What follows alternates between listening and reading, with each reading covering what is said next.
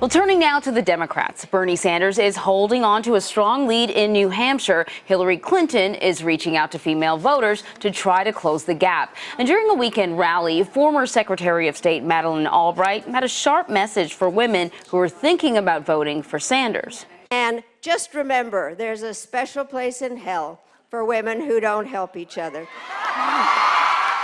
Former President Bill Clinton took a more direct hit at Sanders. He linked Senator Sanders to supporters who harass Clinton voters online. Vicious trolling and attacks that are literally too profane, often, not to mention sexist.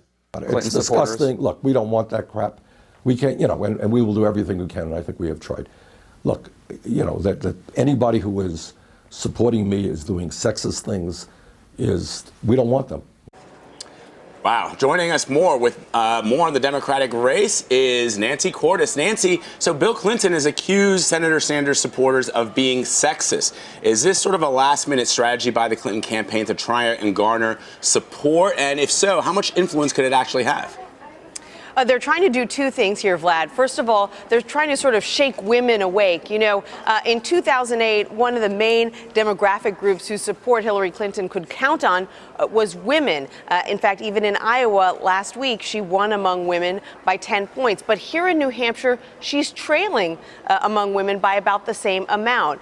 And there is concern in the Clinton camp that women are sort of taking her run here and the historic nature of it for granted because she's run before, because she's been on the national scene for such a long time. And so they've been trying to sort of shake women awake and say, hey, remember that what we're trying to do here is very difficult for a woman and she needs your support. At the same time, what they're trying to do and what Bill Clinton was trying to do with what he said last night is try to chip away at this notion that Sanders is the trustworthy candidate in this race and that Hillary Clinton is not. And so he's going after these Sanders supporters who are making sexist comments online, which, as it's very difficult to control what anybody says online. It's not as if Senator Sanders is encouraging these people to say these things. In fact, quite the opposite. He's spoken out against it. But it's another reminder to women voters, hey, you've got to come to the rescue and come to support Hillary Clinton, a female candidate. There is a sense that could backfire, that women, just like anybody, don't like being told what to do. They don't want to feel obligated to voting for Hillary. So her campaign needs to figure out a way to inspire those women, not obligate them. I can tell you that Madeleine Albright's comment about a special place in hell did strike a nerve with some female Sanders supporters. They felt offended by it. This is almost her catchphrase. She's been saying it for a couple of decades now, and she's said it in a number of different situations, and she's been quoted by other women. So I think she and the Clinton campaign in general were surprised by the blowback that she got this time in this context. But it's not as if, it's a line that she came up with specifically to shame women who weren't supporting Hillary Clinton. Right. So if Sanders does come out with a very big win in New Hampshire tomorrow, just how detrimental could it be for the Clinton campaign? And could it really change the dynamic of the race moving forward?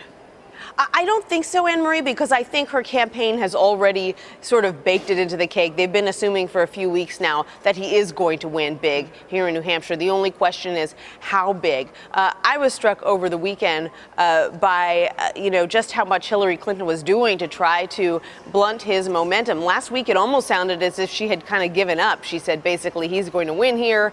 Neighbors always win, and I get it. I'm here for you, even if you aren't always here for me. But over the weekend, she was kind of hustling. She was out there on the ground, going door to door, shaking hands. She had a number of events and was saying that she was going to fight for every vote. So clearly, her campaign would like to close that gap as much as possible, not make it look like a blowout. But I think they've come to terms with the fact that he could win big here. Nancy, New Hampshire has always been kind to the Clintons. Back in 1992, President Clinton came in second. That started his comeback kid perception in the media.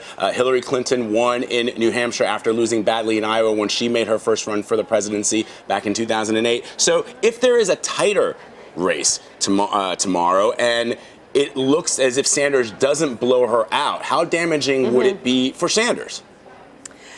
You know, I think a win is a win, and he's still going to win probably by more than Hillary Clinton won by in Iowa, and that was a win for her. So, you know, I think, you know, he will happily come out of New Hampshire no matter what, saying, you know, that I defeated the Clinton campaign, which he has called, you know, the most powerful force in modern American politics. He could say that probably at the start of all this, New Hampshire voters knew Hillary Clinton better than they knew him.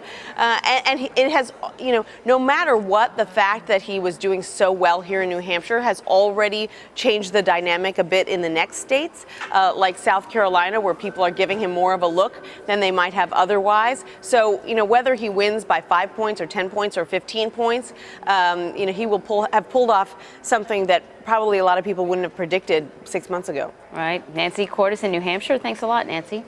You're welcome.